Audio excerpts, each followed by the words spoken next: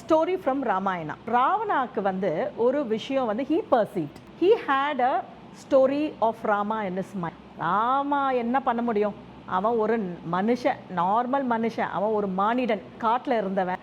அவனால் என்ன பண்ண முடியும்? நான் வந்து கந்தர்வாஸ் காட் எல்லாமே வந்து நான் பேட்டில் ஃபீல்டில் பார்த்து நான் வந்து ஜெயிச்சு வந்தவன்.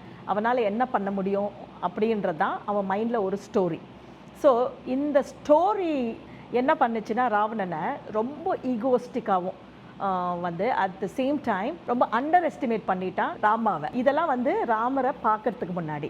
ஸோ தென் அப்புறம் பேட்டில் ஃபீல்டில் ராமர் வந்து ராவணனோட பிரதர் கும்பகர்ணா அப்புறம் மற்ற பிரதர்ஸ் எல்லாம் வந்து அவன் கொன்ன பிறகு அப்போ நேரில் பார்க்கும்போது அப்போ அவனோட பர்செப்ஷன் வேறு மாதிரி இருந்தது. இவன் நான் நினச்சா மாதிரி இல்லை, இவன் வந்து ஒரு வீரன் தான், நான் கொஞ்சம் கம்மியாக அவனை எடை போட்டுட்டனோ அப்படின்னு தான் தோணிச்சு தவிர அப்போ கூட வந்து அவன் ராமரை வந்து ஸ்பிரிச்சுவல் எம்பாடிமெண்ட்டாக வந்து பார்க்கவே இல்லை.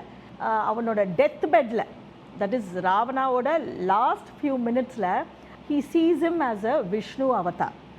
He is an embodiment of Vishnu அப்படின்றது வந்து அப்போ தான் வந்து ராவணனுக்கு அதை புரிஞ்சிக்க முடியுது. ஸோ இது எதுக்கு இந்த கதையை சொன்னேன்னா, what he perceived towards end, அந்த கதை முடியும் போது வந்து ராவணனோட பர்செப்ஷன். இதே நாமளும் பண்ணுவோம்.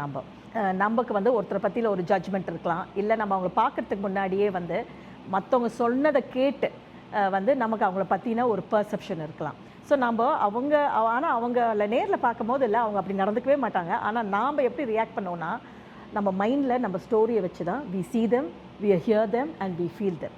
ஓகேவா? இதுதான் பர்செப்ஷன். ஸோ இது வந்து நமக்கு ஒரு லைஃப் லெசன் மாதிரி எடுத்துக்கலாம்.